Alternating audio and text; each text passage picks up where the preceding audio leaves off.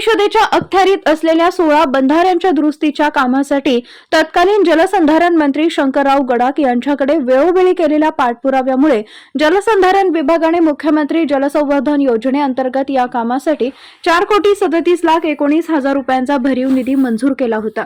ही कामे आता प्रत्यक्षात सुरू झाली असल्याची माहिती जिल्हा परिषदेच्या अर्थ व बांधकाम समितीचे माजी सभापती बाळासाहेब हराळ यांनी दिली आहे। या कामापैकी नगर तालुक्यातील सारोळा कासार येथील शनी मंदिर बंधारा दुरुस्तीच्या कामाचा शुभारंभ हराळ यांच्या उपस्थितीत गावातील ज्येष्ठ नागरिकांच्या हस्ते करण्यात आला। यावेळी त्यांनी ही माहिती दिली। यावेळी नगर तालुका दूध संघाचे चेअरमन गोरख काळे, संचालक राजाराम धामणे, ग्रामपंचायत सदस्य रोहित काळे, अनिरुद्ध धामणे, माजी सदस्य गजानन पुंड, दौलत काळे, रामचंद्र धामणे, दगडू कडूस, बन्सी काळे, गौरख फक्कड काळे, बंडू काळे, दशरथ काळे, अमोल भावळ, पोपट काळे, नामदेव पाटील, विजय काळे यांच्यासह ग्रामस्थ उपस्थित होते। सारोळा कासार येथील या ठिकाणी 2 बंधाऱ्यांच्या दुरुस्तीच्या कामाच्या संदर्भामध्ये याचे जे काही सर्वेक्षण होते ते जिल्हा परिषदेने केलेले आहे। आमचे मित्र आणि सहकारी या राज्याचे जलसंधारण मंत्री शंकररावजी गडाख साहेब यांच्या माध्यमातून वाळकी गटामध्ये जवळजवळ त्या काळामध्ये 5 कोटी रुपयाचा निधी या ठिकाणी उपलब्ध करून दिला होता। त्याच्यामध्ये सारोळ्याचे 2 बंधारे, एक गावठाणमधला हा एक आणि माळेमाळ्याचे असे 2 बंधाऱ्यांची दुरुस्तीचे कामं आपण त्या ठिकाणी सुचवले होते।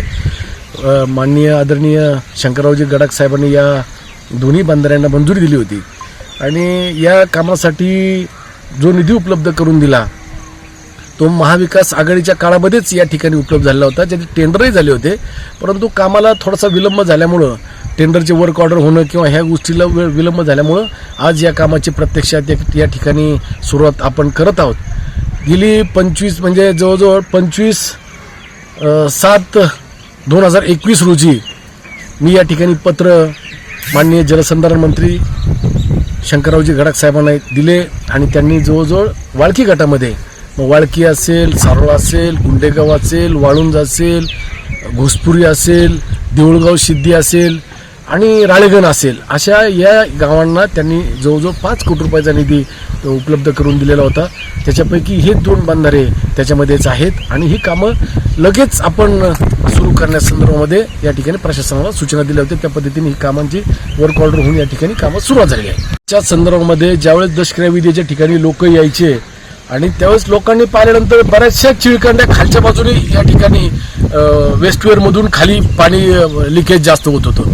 याच्या अगोदरही बंधाऱ्याची दुरुस्ती झाली होती, परंतु त्या दुरुस्तीच्या खालच्या बाजूने त्या ठिकाणी पाणी मोठ्या प्रमाणात लिकेज होत होतं आणि म्हणून ते पाहिल्यानंतर अनेक लोकांनी मागणी केली। आमचे गोराभाऊ काळे, दूध संघाचे चेअरमन, त्यांचे सर्व सहकारी गजानन असेल, या सगळ्यांनी या ठिकाणी मागणी केली की या ठिकाणी या बंधाऱ्याची दुरुस्तीचं काम झालं पाहिजे आणि म्हणून मी स्वतः या ठिकाणी आमचे चेअरमन असतील, इतर सहकार्यांनी या ठिकाणी पाठवलं आणि हा बंधारा दुरुस्त करून घेण्यासंदर्भामध्ये सूचना दिल्या आणि जिल्हा परिषदेने त्याचं सर्वेक्षण करून जलसंधारण महामंडळात इस्टिमेट या ठिकाणी सादर केले।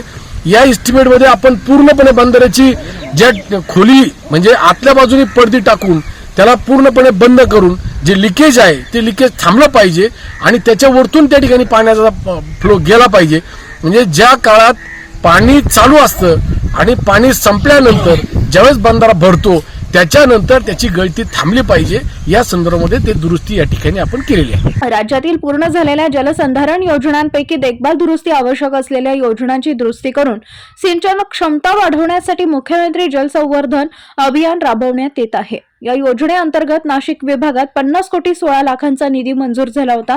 त्यातील 4,37,19,000 रुपयांचा भरीव निधी नगर तालुक्यातील वाळकी जिल्हा परिषद गटातील विविध 16 बंधाऱ्यांच्या दुरुस्तीच्या कामासाठी तत्कालीन जलसंधारण मंत्री शंकरराव गडाख यांनी मंजूर केला होता। या निधीतील कामे सुरू झाल्याने जलसंधारणाची कामे मोठ्या प्रमाणावर होऊन पाणी पातळी वाढण्यासाठी मदत होणार असल्याचं बाळासाहेब हराळ यांनी सांगितलंय।